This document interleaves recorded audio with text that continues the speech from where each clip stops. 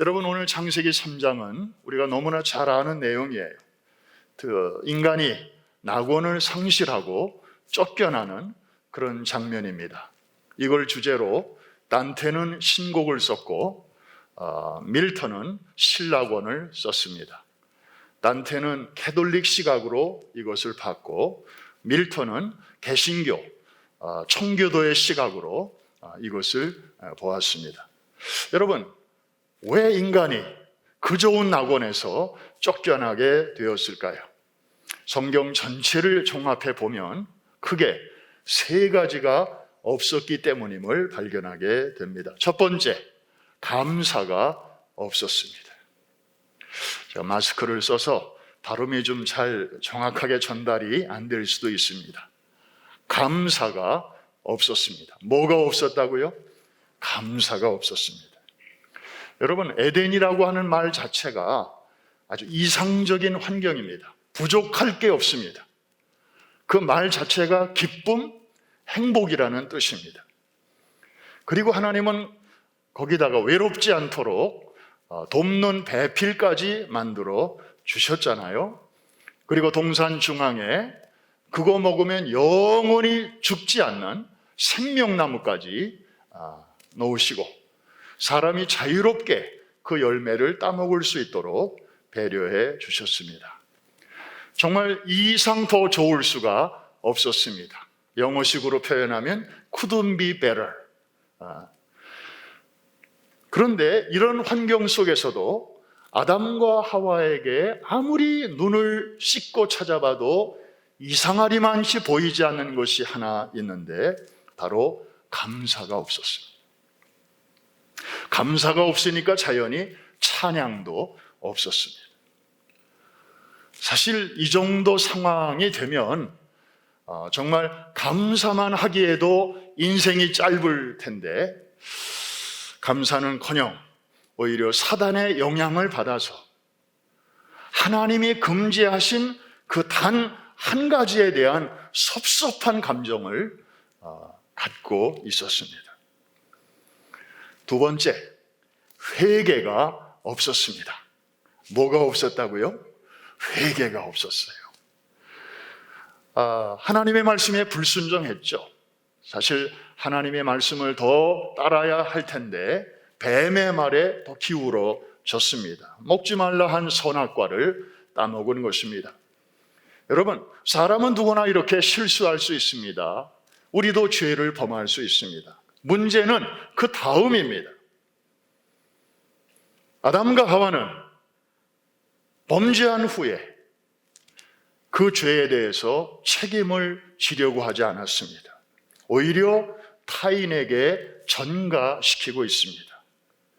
12절 말씀, 여기 보면 아담이 누구에게 전가시키는지가 분명하게 나와 있습니다. 아담이 가로되 이 여자가 그 나무 실과를 내게 주므로 내가 먹었나이다. 묻습니다. 먹은 거는 누가 먹었어요? 내가 먹었어요. 그런데 누구 때문에 먹었대요? 여자 때문에 먹었다는 거예요. 여자가 나에게 먹으라는 소리만 안 했어도 자기는 안 먹었을 텐데, 그 여자가 그렇게 하는 바람에 마지못해 먹었다는 것입니다. 그런데 12절 저 앞부분을 보시면 아담이 하나 덧붙인 말이 있습니다. 하나님이 내게 주신 저 여자가 먹으라고 해서 먹었습니다. 하나님에게까지 자기의 죄의 책임을 전가시키고 있는 것입니다. 그럼 하와는 또 어떻습니까? 13절 말씀 봅니다. 여호와 하나님이 여자에게 이르시되 내가 어찌하여 이렇게 하였느냐 했더니 여자가 이르되 누가 나를 꾀므로? 뱀이 나를 꾀므로 내가 먹었나이다. 묻습니다. 먹은 거는 누가 먹었습니까? 여자가 먹었습니다. 그런데 누구 때문에 먹었다고 합니까? 뱀이 나를 꾀어서 먹었다는 것입니다. 자, 아담은 여자에게, 그리고 여자를 주신 하나님에게, 또 여자는 뱀에게 이렇게 책임을 전가하고 있습니다. 역사에는 if, 만약이라는 것이 없다고 하지만 만약 아담과 하와가 이런 상황 속에서 하나님, 다 우리 잘못입니다. 제 책임입니다. 다 저 때문입니다. 이렇게 정직하게 자신의 책임을 인정했더라면 아마 인류 역사는 크게 달라졌을 것입니다. 하나님은 이들에게 자신들이 한 행동을 되돌아볼 수 있는, 소위 회개하고 반성할 수 있는 시간을 충분히 주셨습니다. 성경을 보니까 저들이 선악과를 따먹은 직후에 하나님이 이렇게 찾아오시지 않았습니다. 날이 서늘할 때에 저녁 시간은 사람이 자기 하루의 일과를 좀 되돌아보는 시간 아닙니까? 일을 마치고 집에 돌아와서 오늘은 어땠나? 혹시 내가 누구에게 상처를 준 일은 없는가? 좀 조용히 생각해 볼 수 있는 시간 아닙니까? 하나님은 이들에게 회개할 수 있는 기회를 주신 것입니다. 하나님께 대한 회개와 사람에 대한 사과. 그런데 이들은 그 시간을 다 날려버리고 오로지 책임을 전가하는 일에만 급급한 모습을 보이고 있습니다. 에덴 동산에 다 있는데 이런 겸손한 회개와 사과의 모습이 보이지 않습니다. 그 결과 어떻게 됐습니까? 그들은 결국에 쫓겨나고 말았습니다. 세 번째, 또 하나 에덴에서 보이지 않는 것이 있었습니다. 사단의 유혹이 저들에게 다가왔을 때 아담과 하와는 NO! 단호하게 그것을 물리쳐야만 했습니다. 사단이 여자에게 먼저 다가와서 묘한 질문을 합니다. 아까 우리 1절에서 봤죠?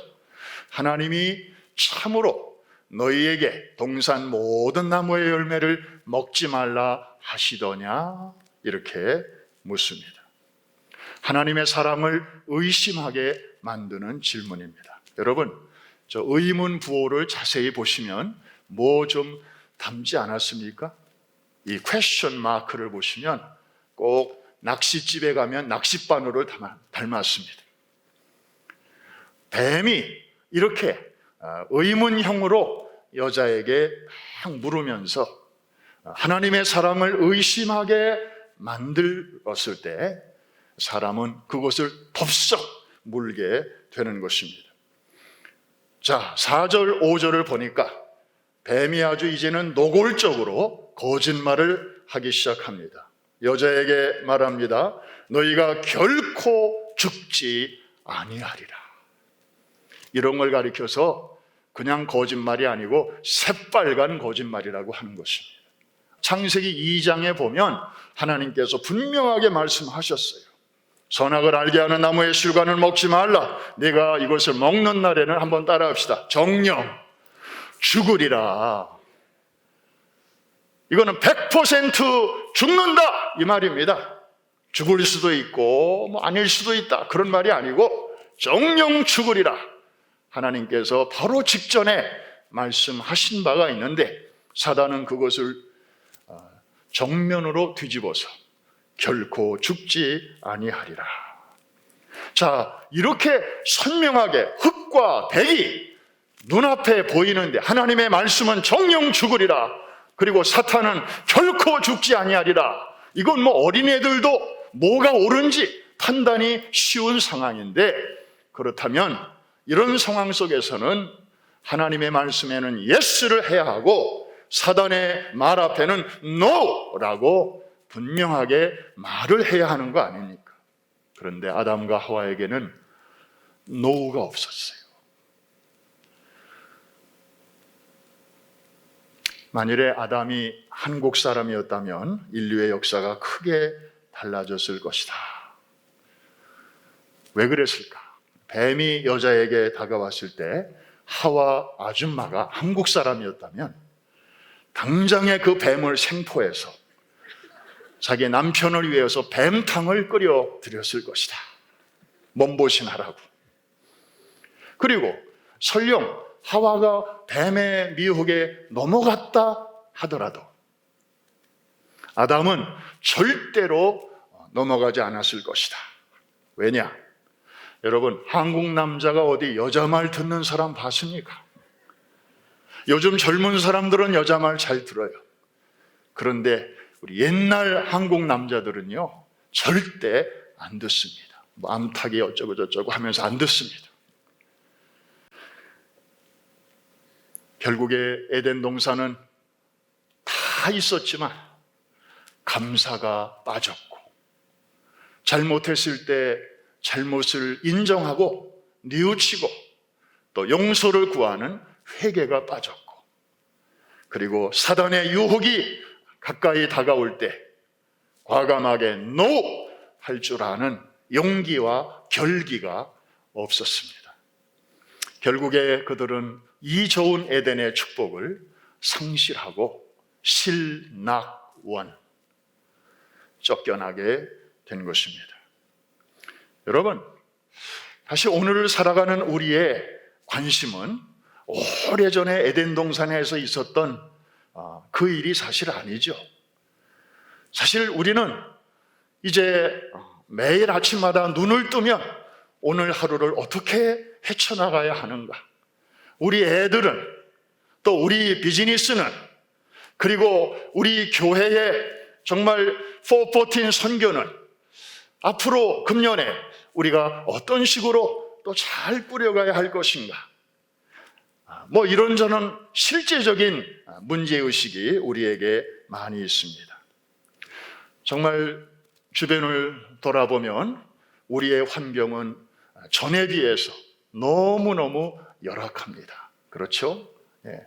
미국이 정말 잘 나가던 때가 있었습니다. Good old times가 있었습니다. 그런데 이제는 다 옛말이 되었습니다. 그러나 여러분, 희망이 있습니다. 길이 있습니다.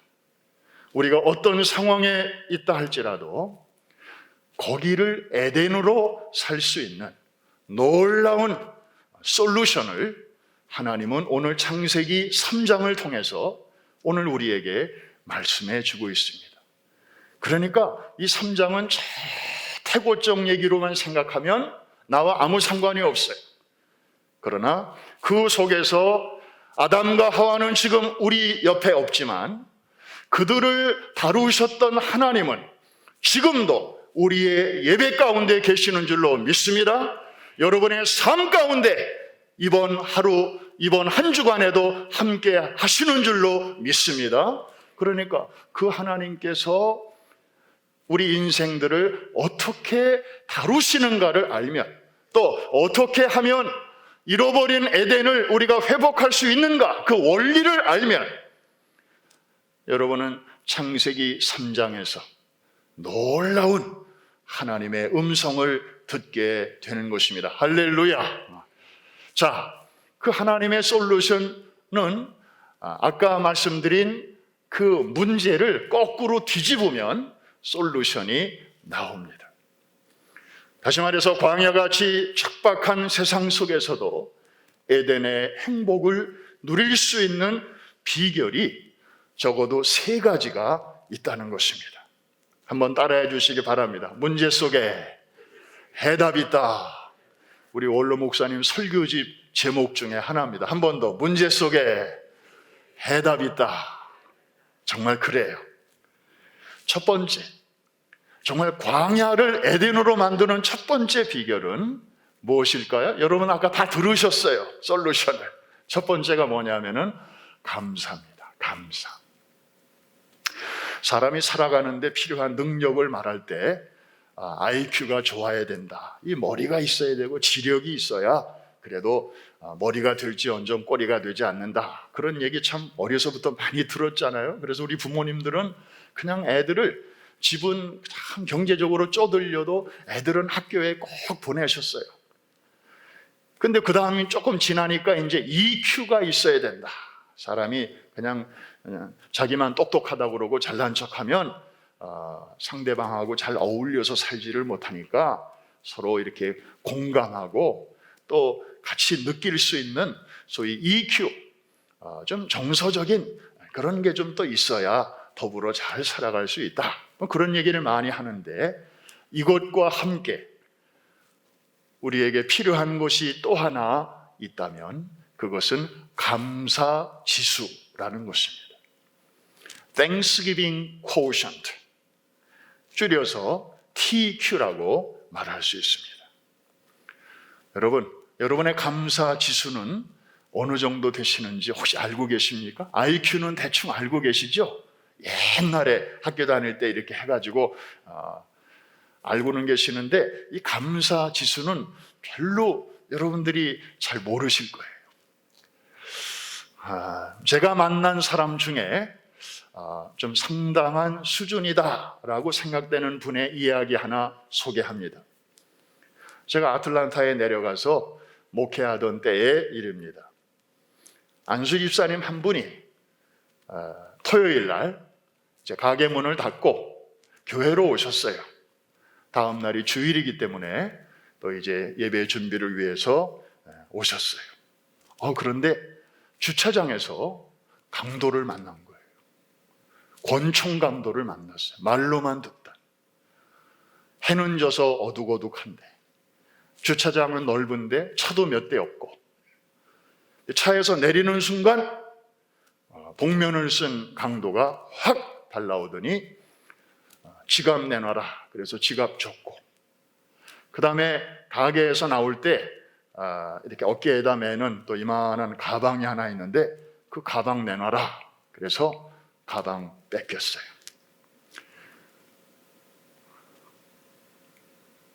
저도 그 시간에 교회 사무실 안에 있었는데 저는 몰랐죠. 바깥에서 무슨 일이 있었는지. 한 30분 후에 그분이 제 방으로 들어왔어요. 얼굴이 하얘가지고. 그런 일이 있었다는 거예요.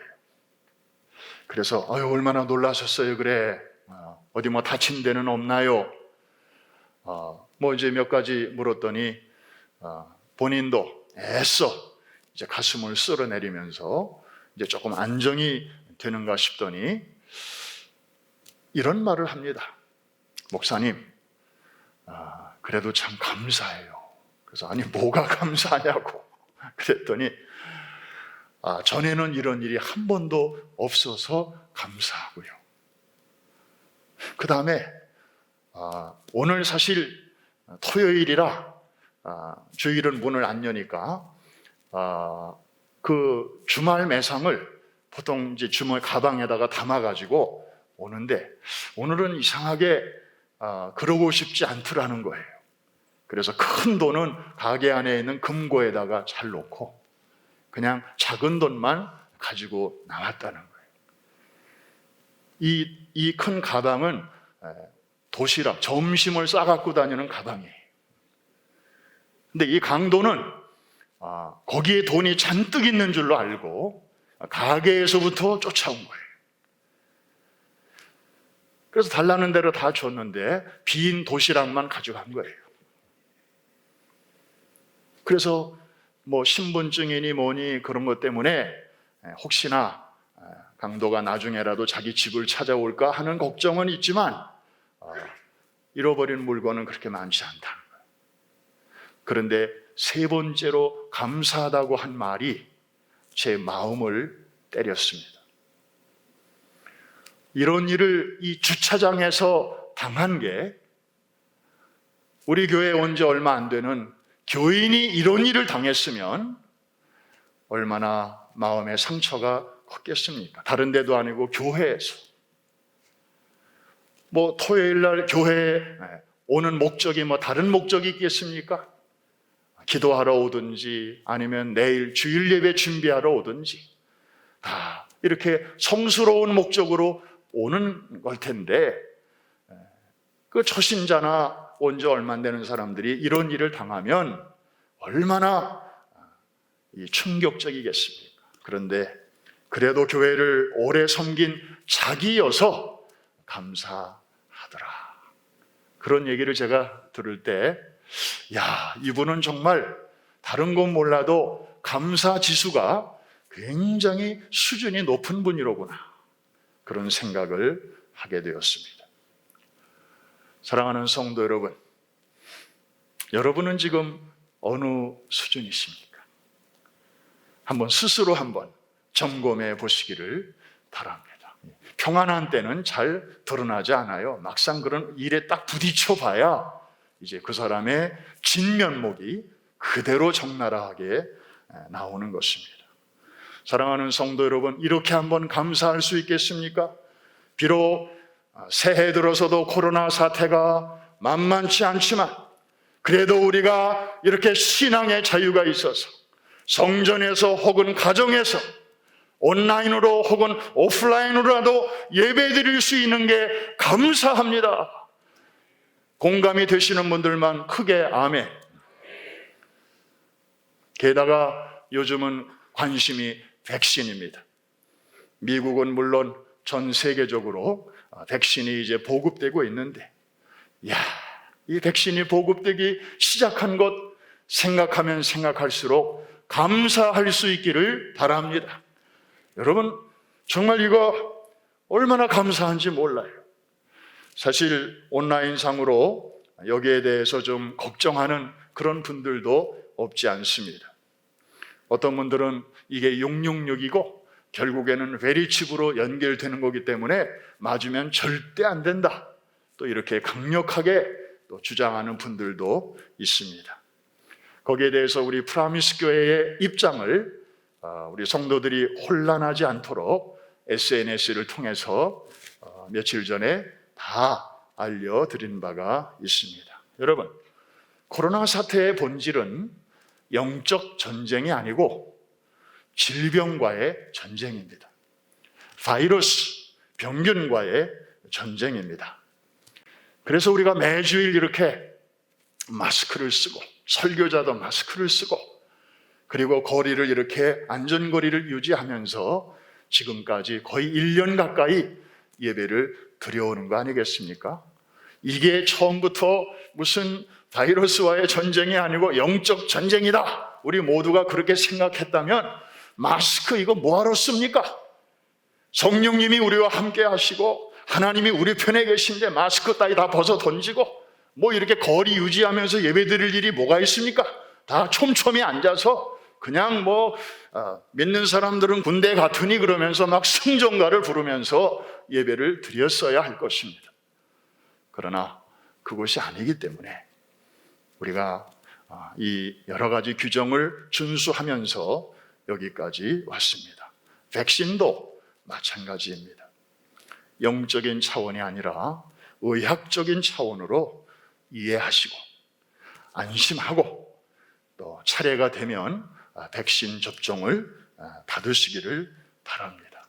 사실 우리는 지난 3월부터 이제 예배 마치면 5분, 10분 자리에 앉아서 10가지 기도의 제목을 놓고 우리가 늘 기도해 오지 않았습니까?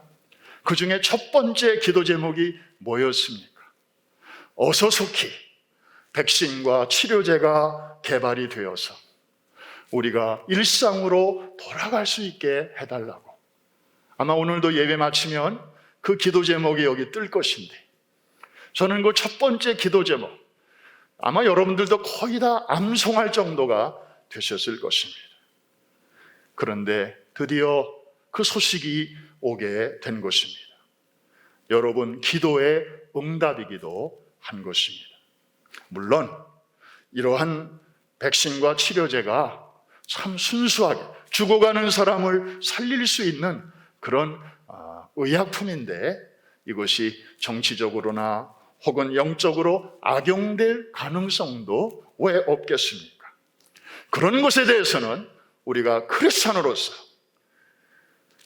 두 눈을 크게 부릅뜨고 감시해야 할 것입니다.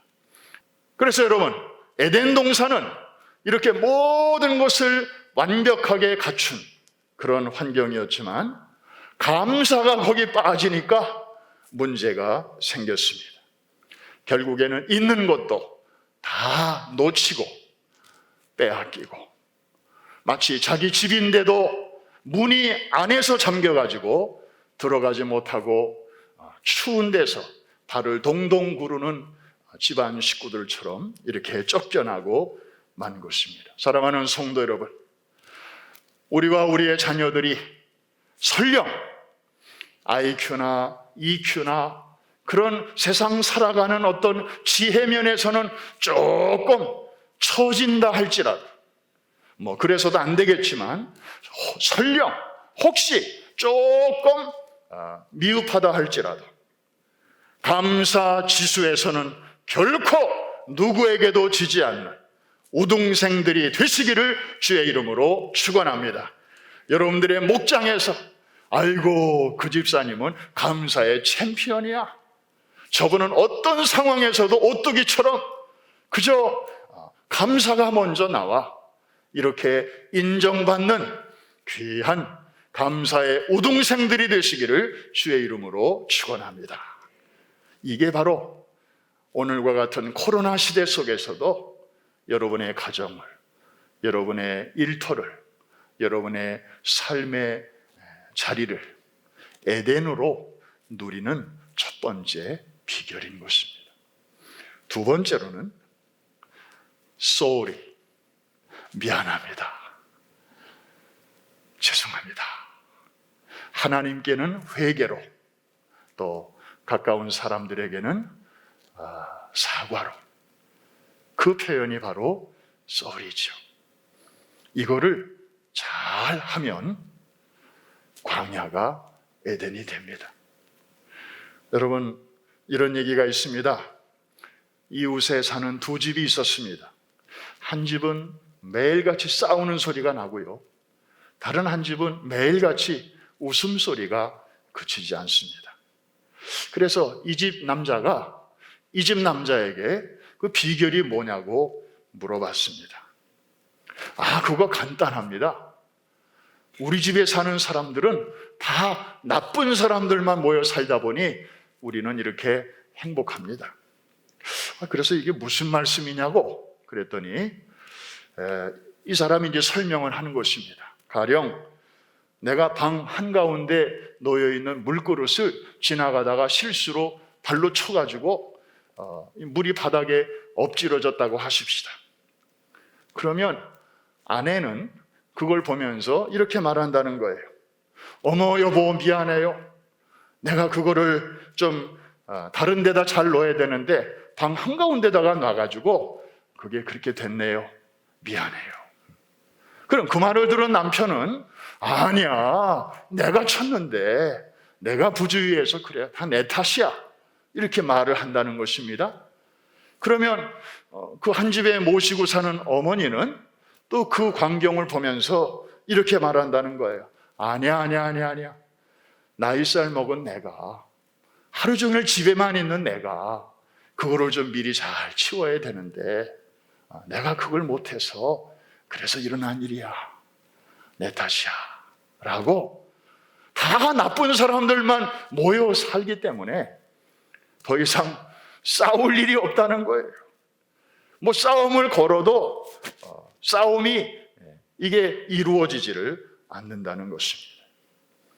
사랑하는 성도 여러분, 여러분의 가정에서도 이런 의미에서 나쁜 사람들만 모여 사는 그런 에덴의 천국을 경험하게 되시기를 주의 이름으로 축원합니다.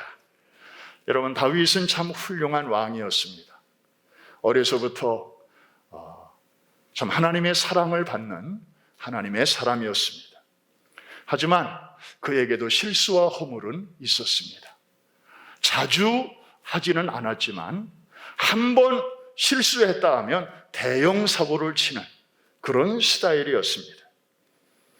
여러분들이 아시는 대로 부하의 아내와 간통을 해서 임신을 시켰습니다. 그리고 그것을 가리우기 위해서 충성스러운 부하를 사지로 몰아내고 적군의 화살바지로 죽게 했습니다. 결국에 한 평화로운 가정을 산산조각 내는, 요즘 말로 말하면 가정 파괴범이었고, 그리고 살인자였고, 그리고 간통자였습니다. 그럼에도 불구하고 다윗에 대한 하나님의 평가는 의외였습니다. 사도행전 13장 22절, 내가 이새의 아들 다윗을 만나니 내 마음에 맞는 사람이라 내 뜻을 다 이루리라.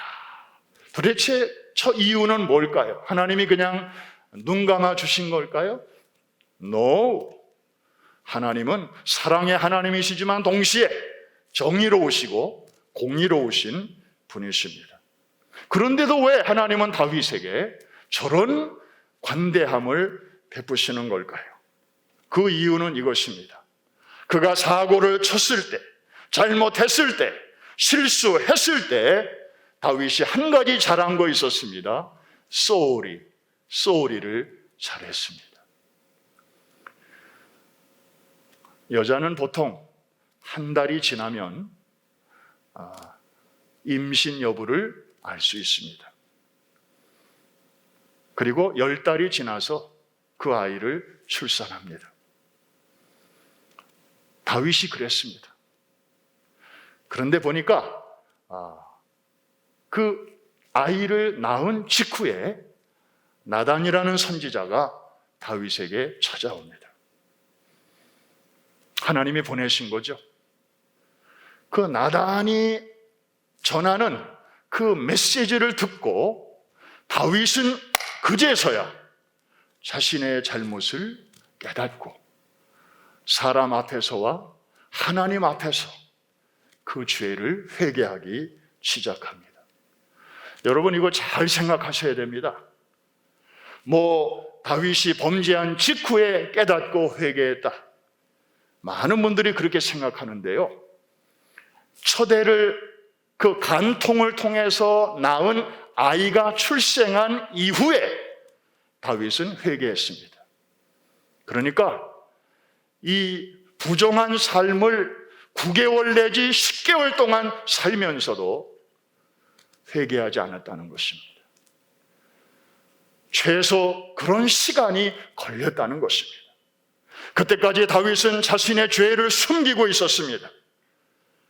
다윗의 마음이 편했을까요? 천만에요. 아마 조마조마했을 것입니다. 이러다가 어디서 터지지, 이러다가 어디서 크게 내가 매맞지, 아마 그런 조바심이 많았을 거예요. 그런데도 쏘리를 못하고 있었어요. 그런데 그 나단 선지자의 방문과 그의 그 전하는 하나님의 준엄한 메시지를 듣고 다윗은 비록 자기가 왕이지만 일개 선지자지만 그 말을 듣고 겸손하게 하나님 앞에 무릎을 꿇습니다. 그게 중요한 것입니다.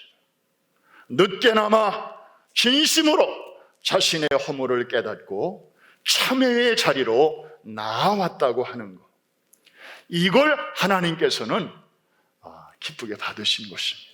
비록 당장에 그렇게 했더라면 더 좋았을 뻔했지만, 비록 9개월, 10개월 만에 다윗이 회개했지만 하나님은 그의 중심을 보시고 그 허물을 덮어주신 것입니다. 물론 그 아이는 죽었습니다. 그러나 그 이후에 같은 여자로부터 이제 아내가 되었습니다마는 밧세바 사이에 태어난 두 번째 아이는 회복과 용서의 상징으로 하나님께서 새 생명을 주셨지 않습니까? 그 아이가 바로 솔로몬이에요. 이스라엘의 3대 왕으로 하나님을 예배하는 성전을 건축을 했던 것입니다. 그가 그 자신의 잘못을 깨닫고 지은 참회의 시들이 시편에 많이 나오는데 그 중에 대표적인 것이 바로 시편 51편입니다. 비록 당장 쏘리 한 것은 아니었지만 하나님은 그의 진실된 참회를 받으셨습니다. 사실 우리는 누구나 실수와 허물이 많은 사람들입니다. 그러므로 우리는 사실 입만 열면 하나님을 향해서도 쏘리가 먼저 나와야 되고, 그리고 주변에 있는 가까운 사람들을 향해서도 쏘리가 먼저 나와야 정상입니다. 왜? 우리가 완벽하지 않기 때문에. 그런데도 제일 말하기 어려운 말이 바로 이 쏘리입니다. 첫 번째 원인은 자꾸 비교하기 때문입니다. 내가 분명히 잘못한 게 있지만 너도 잘못한 거 있잖아. 두 가지를 자꾸 비교하는 것입니다. 여러분, 비교하지 말고 그냥 내 편에서의 실수와 허물에 대해서만 쏘리 하면 됩니다. 그게 열쇠입니다.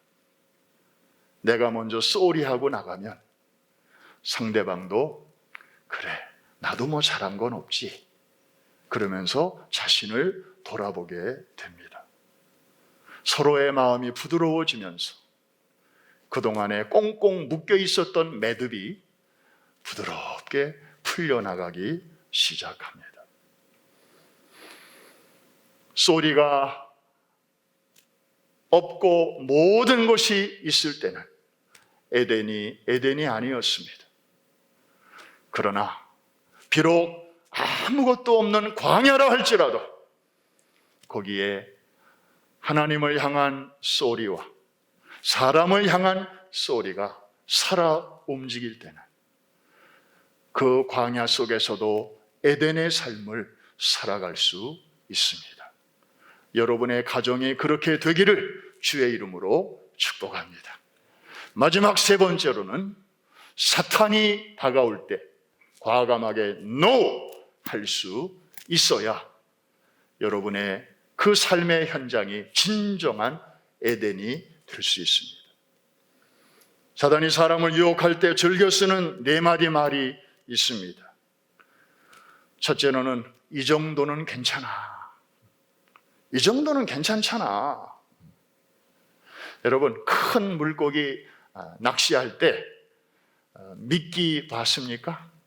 큰 물고기도 작은 미끼에 걸리는 것입니다. 두 번째로 딱 한 번인데 뭐. 세 번째로 자주 쓰는 카드가 아직 젊으니까 대충 하고 신앙생활은 나중에 잘하면 돼. 지금은 좀 즐겨. 마지막 네 번째로는 누구나 다 그렇게 사는데 뭐. 여러분, 에덴 동산에서 사탄은 회색의 모습을 하고 아담과 하와에게 접근하지 않았습니다. 하나님의 말씀에 대하여 정면으로 반대되는 내용을 가지고 와서 접근했습니다. 하나님의 말씀이 하얀색이라면 사탄의 말은 검정색이었습니다. 분간하기가 아주 쉬웠습니다. 노하기가 참 어려운 상황은 아니었습니다. 그런데 그렇게 하지를 못했습니다. 사랑하는 성도 여러분, 이제 노해야 할 때는 여러분들이 과감하게 노하시기를 바랍니다. 하나님의 말씀에 대해서는 정말 설령 그렇게 할 때에 내게 불이익이 온다 할지라도 예스 할 수 있기를 주의 이름으로 축원합니다. 사단이 다가올 때 그렇게 하면 내게 유익이 된다 할지라도 과감하게 NO 할 수 있기를 바랍니다. 그럴 때 비로소 에덴의 문은 여러분 앞에 열리게 될 것입니다. 감사, sorry, No, 이 세 가지가 이 코로나 시대 속에서 정말 앞을 바라보면 광야요, 주변을 바라보면 사막 같은 이런 상황 속에서도 에덴의 삶을 살아갈 수 있는 비결임을 하나님은 오늘 우리에게 알려주셨습니다. 이제부터 여러분의 삶이 이렇게, 그래서 우리가 광야에 길을 내시고 사막에 강을 내신다는 그 하나님의 말씀이 뭐 어느 날 갑자기 짠 하고 그냥 하늘에서 뚝 떨어지는 그런 삶으로만 기대하지 말고 여러분의 삶 속에서부터, 작은 일에서부터 그런 기적을 만들어가게 되시기를 주의 이름으로 축원합니다. 축복합니다.